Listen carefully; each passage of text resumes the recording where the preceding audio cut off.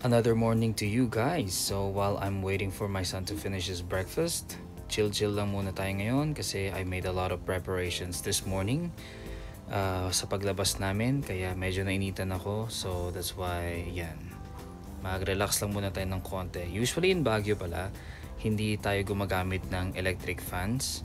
Madalang ako makakita ng mga bahay na gumagamit niyan or even air conditioning kasi nga medyo malamig na dito. So neck fan lang is okay na.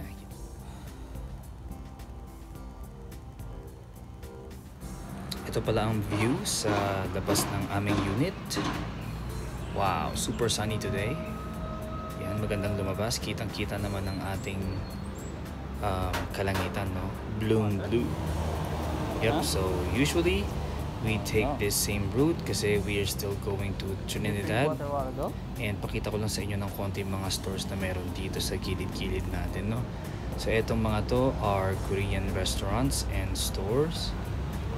Tapos ito is bilihan lang ng kung ano-ano.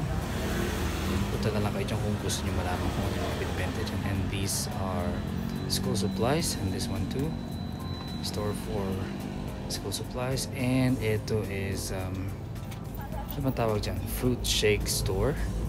Yan, bumibili din tayo dyan minsan kasi kailangan nating bawas-bawasan ang pagtitake ng mga synthetic sugar, no, na galing sa milk tea. Hindi naman bawal yung mga yun, pero mas maganda na kung medyo mas healthy tayo. Yan, bakery and drugstore ang nandito sa ating side.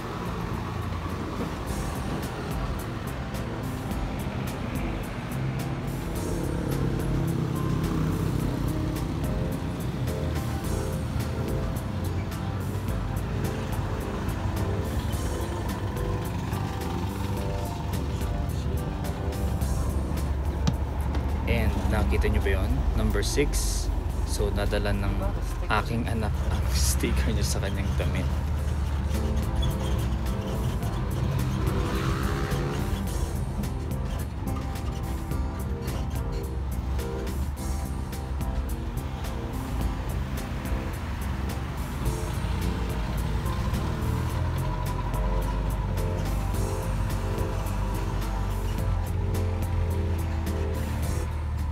KM3 na tayo, and this is again the boundary. Nandito rin ang Bell Church. Yan, dami nag-aantay ng jeep siguro or service nila papuntang church kasi Sunday po ngayon. Yan yung arko ng boundary ng Trinidad at Baguio.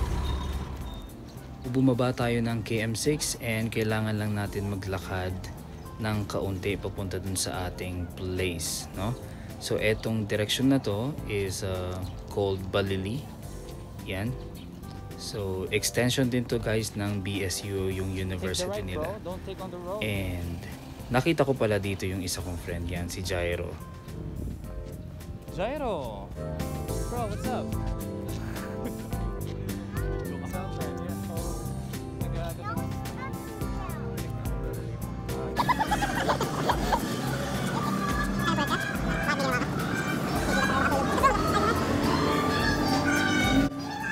So sa room din na to guys, sa right side namin is may mga nagwo-worship din dyan.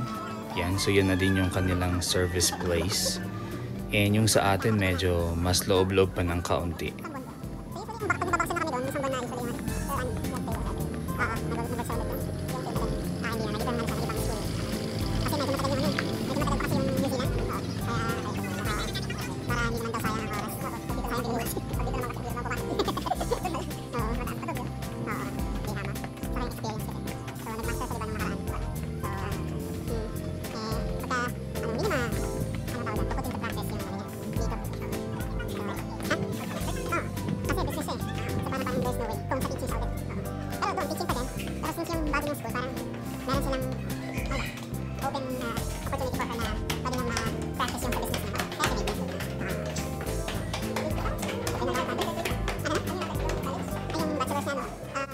Yan ang aking anak, nagmamadali na at gusto niya na rin buksan ng pinto papuntang kids church pero hindi pa tapos ang ating worship kaya wait muna tayo.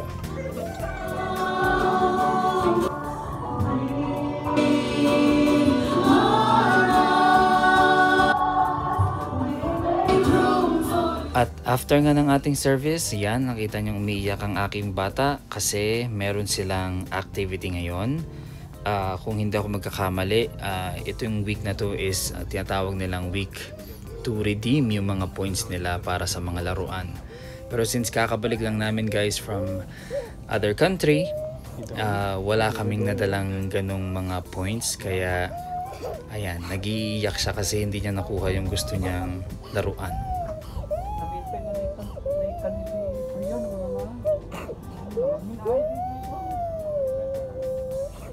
Yan, so take time lang kami ng konti dito sa area na to hanggang tumigil siya or oops. Okay. Now na medyo okay na siya, ayan, kailangan ko siyang kausapin at kailangan ko siyang i-encourage ulit na gumawa na lang kami ng ibang activities para naman hindi siya masyadong sad. So we decided guys to go sa playground. Meron dito maliit na playground. Hindi siya kalakihan, hindi siya kagandahan, pero okay na din kapag tsatsagaan ng mga bata. What? It's open.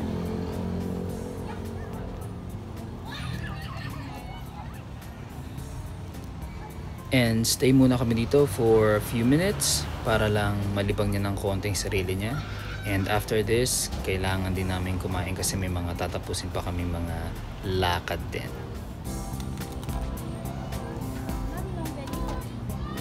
Kel, display, bro.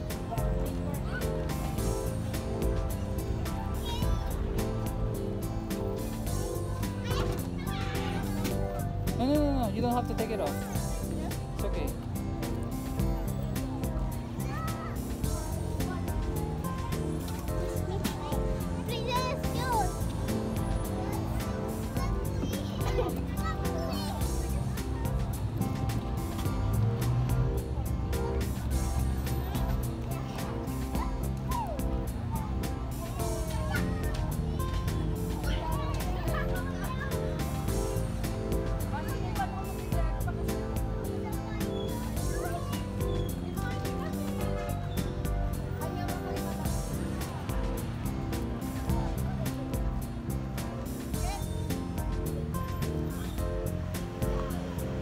Kel.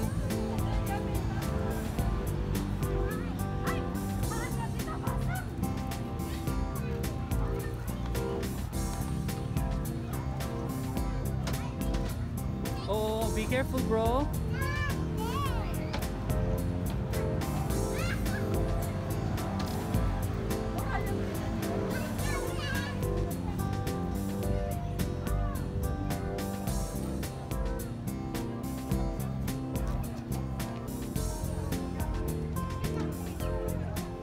Wait for your turn. Wait until he's done. Okay. Normally, pagka napunta kami sa mga gitong playground, binibigyan ko siya ng time. So, meron akong timer. Pinapakita ko yun sa kanya madalas para alam niya kung ilang minuto pa yung natitira sa paglalaro niya. I found out din na kapag honest ako sa kanya, na binibigyan ko siya ng time and genuine ako na gusto ko siya makapaglaro at mag-enjoy, sumusunod naman siya pagka natapos na yung timer. Kaya wala siyang reklamo kasi parang for him, it's a fair deal. Binigyan ko siya ng time, now it's over, kailangan na namin umalis, so willingly naman siyang sumusunod madalas. Yan. Let's go. To? Where are we going?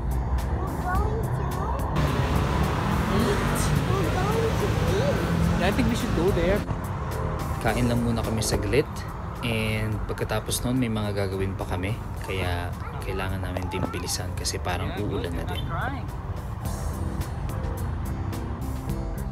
Unfortunately, hindi gumagana ang ating ATM. Nag-a-accept siya ng card pero wala siyang screen. Blackout ang screen niya, so nakakatakot. Hindi ko alam kung ano yung pipindutin ko dyan, baka magkamali pa ako. So kailangan na lang namin pumunta sa kabilang branch neto, and yung susunod na branch niya o yung pinakamalapit is nasa Baguio.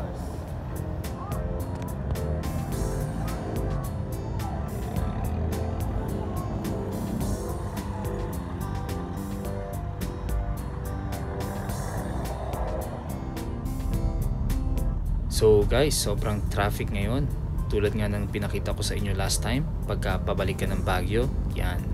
kaya inaantok na lahat ng mga nasa jeep. Pero nung medyo maluwang na, yan na, nag Fast and Furious na si kuyang driver. Tingnan nyo naman, sobrang bilis. Kaya kailangan namin kumapit ng maayos. Pagka mga ganito, no, dati nai-enjoy ko lang, no, parang wow, bilis, sige bilisan natin pa, more. Pero ngayon na meron na akong anak, parang pagka mabilis na, parang nakakakabay. Kasi baka mamaya paano pagka na-aksidente kami, paano ko hahawakan yung anak ko, masisave ko ba siya. So parang nakaka-worry lang yung mga ganitong time kapag lalo na nagmamadali yung nagdadrive.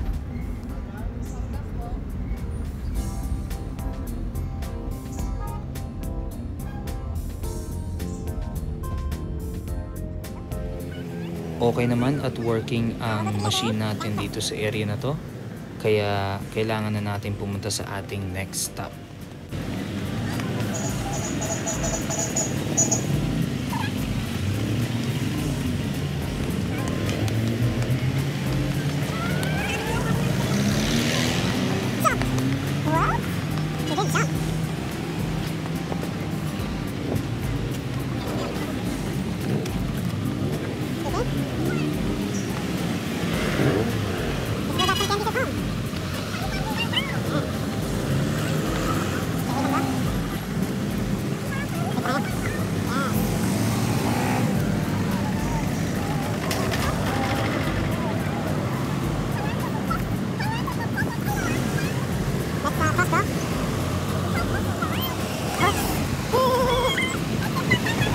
This is our entrance pala to Burnham Park. So maybe next time I'll tour you around the Burnham. Hindi naman siya kalakihan, pero masarap din maglakad-lakad dito paminsan-minsan. Take a left, bro. Take a left, here.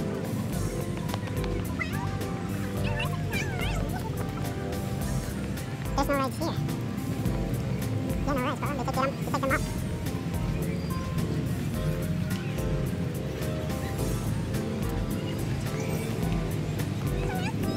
See what? The rides? There's no rides, see? The rides are supposed to be here. They put it here last time, but the rides time has ended, so you have to take them off. Well, they can't always like put it there together. Yeah, they can't. But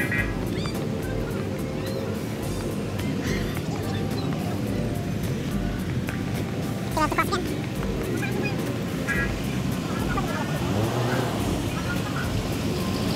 Back. Let's cross in the pedestrian. Yep. Up, up.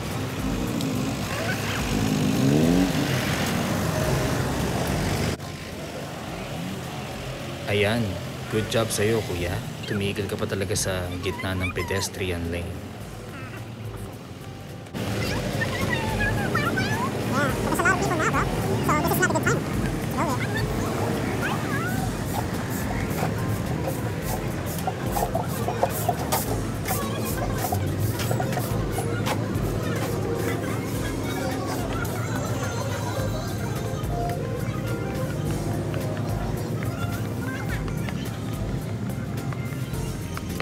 Yan, so merong event dito. Ang mga cadet ba mga tawag dyan? I think mga pulis yata yung mga yan eh. So di ko alam kung anong ginagawa nila, pero sobrang dami nila ngayon dyan. To the bank, BPI. BPI. The BPI is there. There, I can see it. See? Yeah. I can see it from here.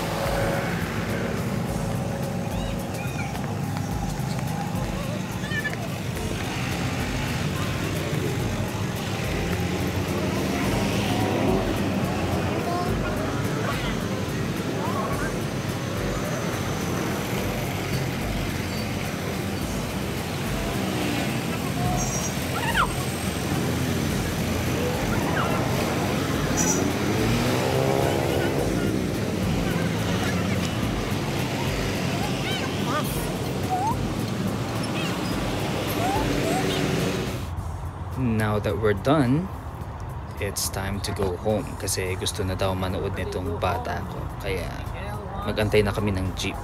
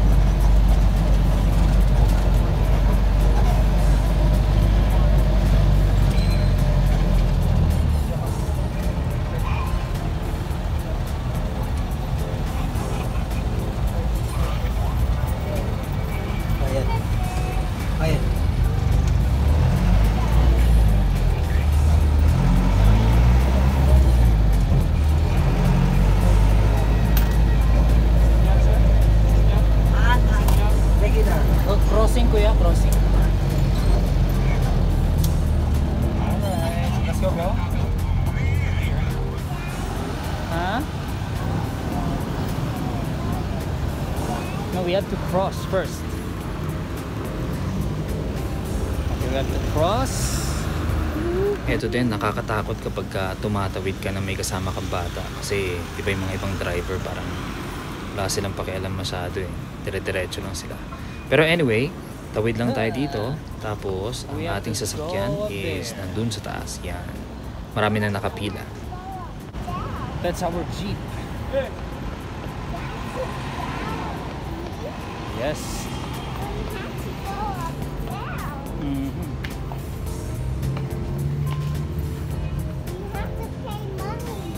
Yes.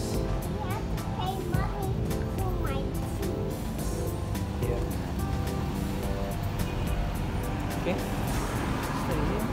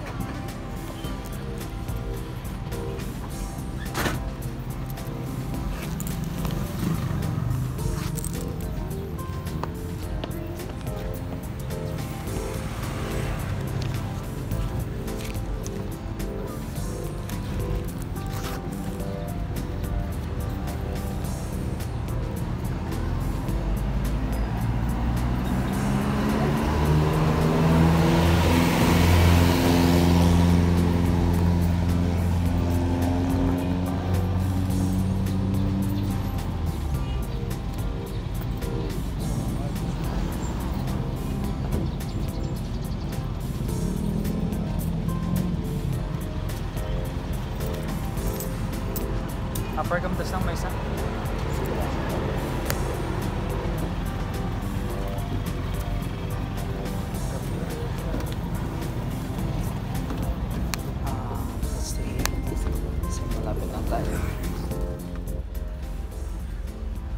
Tatawag na si kuya, 4 pa daw. Pero ayaw nilang pumunta, ayaw pa nilang sumakay. Ayaw yata nilang makipagsiksikan eh.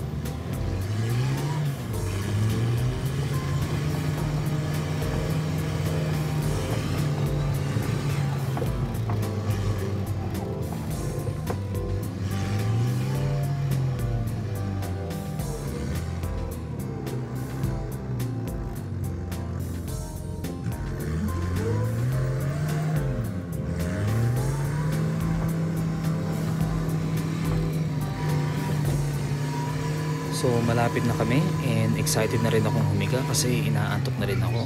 Alas 3 na rin ng hapon ngayon. So maraming salamat guys for joining us today.